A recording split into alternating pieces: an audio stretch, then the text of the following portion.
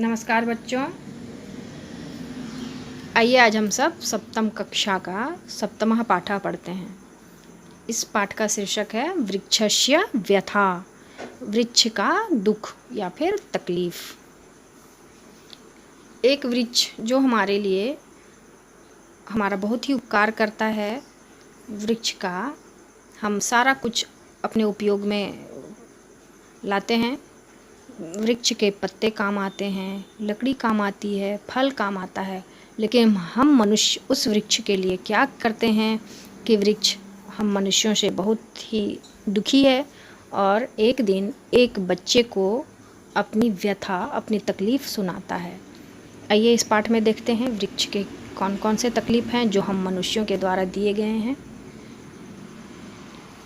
एक वन वृक्ष अपने चारों ओर अन्य वृक्षों को कटते देख बहुत दुखी हो जाता है। एक वृक्ष जो कि जंगल में है, उसके चारों तरफ के वृक्षों को काटा गया और वह सारे वृक्षों को कटते हुए देखकर बहुत ही दुखी होता है।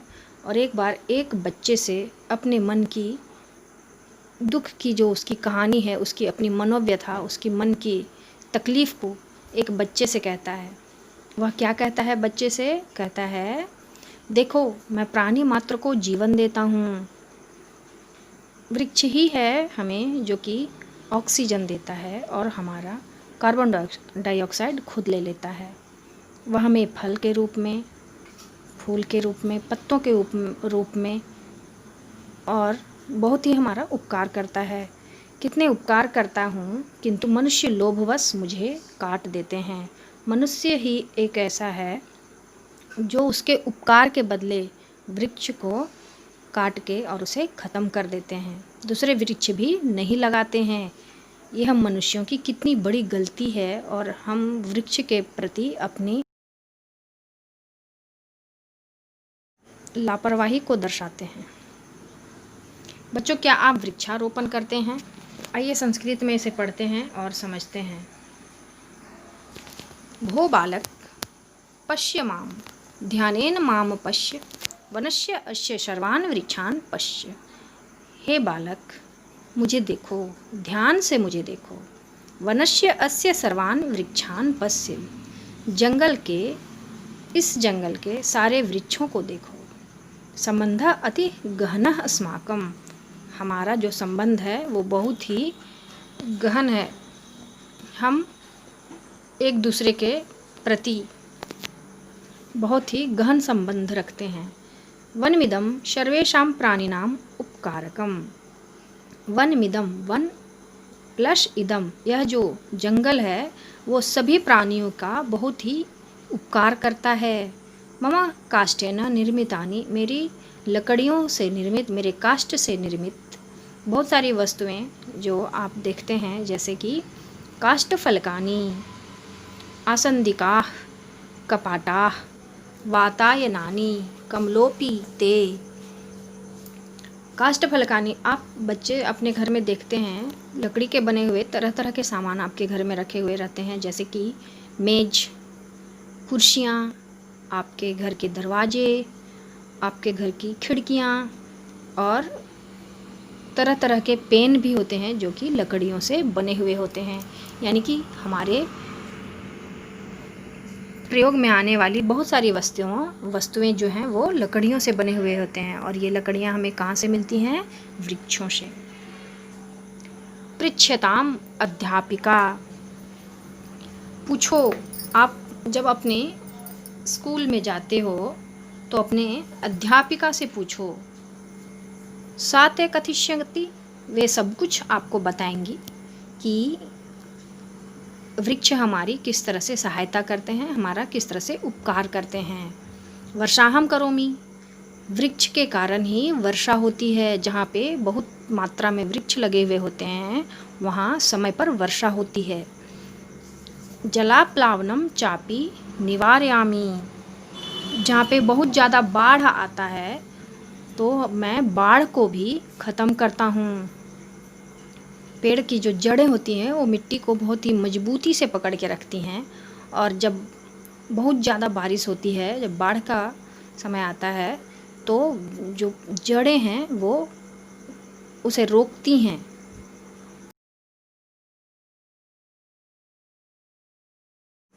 अनावृष्टिम अपसारयामी, और मैं अनावृष्टि यानी कि जहाँ पे पानी नहीं पड़े यानी कि सूखा हो, मैं उसे भी ख़त्म करता हूँ।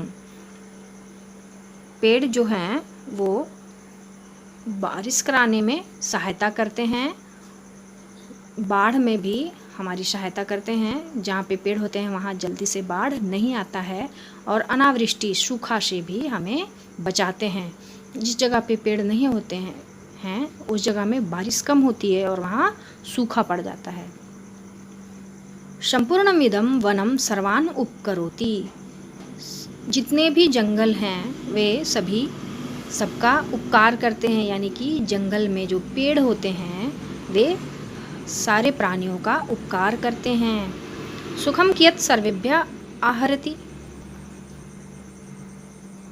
हम यानी कि वृक्ष जो हैं वो सबके लिए तरह तरह के सुख को लेकर आते हैं। जैसे कि पेड़ों से हमें छाया मिलती है, पेड़ के पत्ते हमारे उपयोग में आते हैं, पेड़ के फल हम उपयोग में लाते हैं, पेड़ की लकड़ियाँ हमारे उपयोग में आती हैं।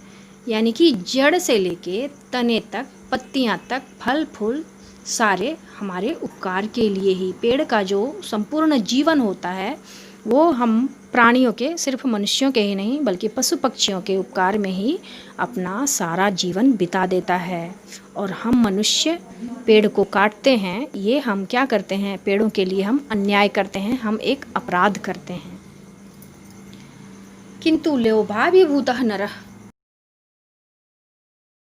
अविचार्य ही वृक्षान ततस्थाने नहीं रोपयति अन्यान, लेकिन मनुष्य इतना लोभी है, इतना लोभी हो जाता है कि बिना कुछ विचार किए, बिना कुछ सोचे समझे कि पेड़ हमें जीवन देता है तो हम इसके जीवन को नष्ट नहीं करें, ये सब बिना सोचे ही मनुष्य सिर्फ अपने फ़ायदे के लिए, अपने निजी फ़ायदे के लिए लोभ से अभिभूत होकर पेड़ों को काट देते हैं, और उस स्थान पर कोई और भी पेड़ को नहीं लगाते। ये मनुष्य की सबसे बड़ी गलती है।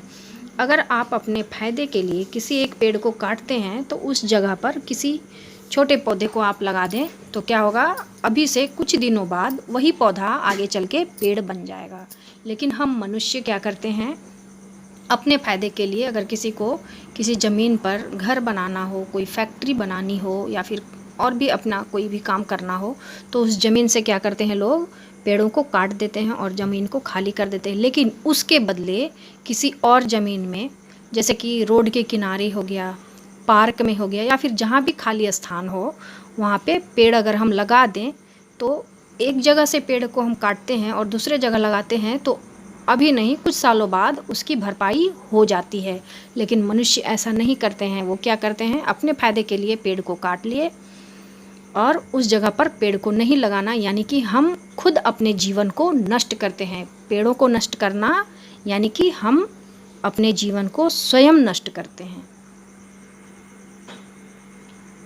निवारय निवारय लोभिनम तम,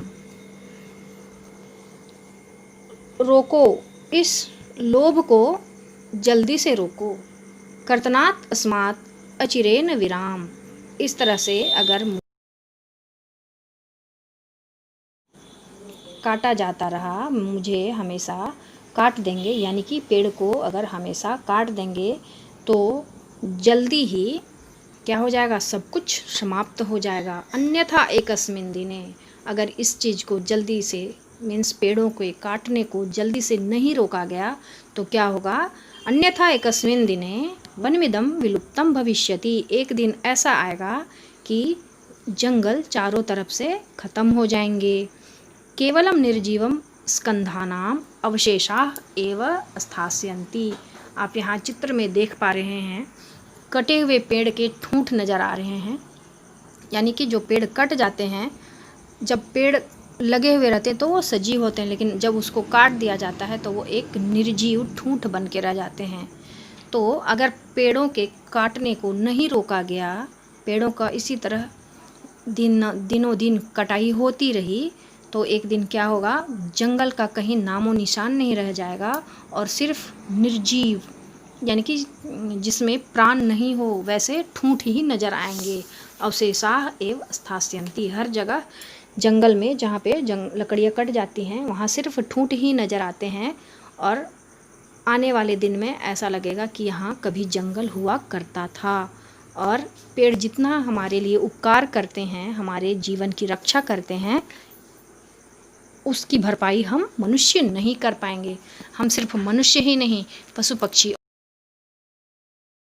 के लिए भी हम खतरा करेंगे। वृक्षा जीवन दायिना, वृक्ष जो होते हैं वो मनुष्यों को, सारे प्राणियों को जीवन देने वाले होते हैं। वृक्ष संरक्षणम परमम कर्तव्यम, वृक्ष का संरक्षण करना, पेड़ पौधों को लगाना, और जो लगे हुए पेड़ पौधे हैं, जो जंगल हैं, उनको बचाना, ये हमारा परम कर्तव्य होना चाहिए। हम बच्चों का, हम सभी बड़ों का, मानव मात्र का ये परम कर्तव्य होना चाहिए कि हम जंगलों को बचाएं, लकड़ियों को कटने से रोकें, और जहाँ पे लकड़ियाँ कट चुकी हैं वहाँ पे पौधारोपण करें। यह हम मनुष्यों का परम कर्तव्य होना चाहिए। अब यहाँ है ध्यातव्यम, विभक्ति प्रयोग। इस पाठ में कुछ विभक्ति का प्रयोग हुआ है, जैसे कि ध्यानेन, काष्ठेन, ये तृतीय विभक्ति है। वनस्य, वृक्षान इत्यादि, ये सब विभक्ति का प्रयोग हुआ है। विशेषण विशेष समन्वय, यथा सर्वान वृक्षान, यहाँ पे वृक्षों के लिए सर्वान विशेष्य और विशेषण का प्रयोग हुआ है। हल, म का स्वर की मात्रा से मेल अर्थात संयोग, यथा वनमिदम, जैसे कि वन प्लस इदम, वनमिदम। इस प्रकार बच्चों हमारा ये पाठ समाप्त होता है। आपने आज इस पाठ में देखा कि पेड़ों को जब काटा जाता है तो पेड़ भी दुखी होते हैं। जिस प्रकार हम सुख और दुख का अनुभव करते हैं, इसी प्रकार पेड़ भी दुख का, जब उन्हें काटा जाता है तो वो दुख का अनुभव करते हैं। तो हमें क्या करना चाहिए, ज़्यादा से ज़्यादा पेड़ पौधे को लगाना चाहिए और पेड़ों को कटने से रोकना चाहिए। इस प्रकार हम अपने जीवन को बचा सकेंगे। धन्यवाद।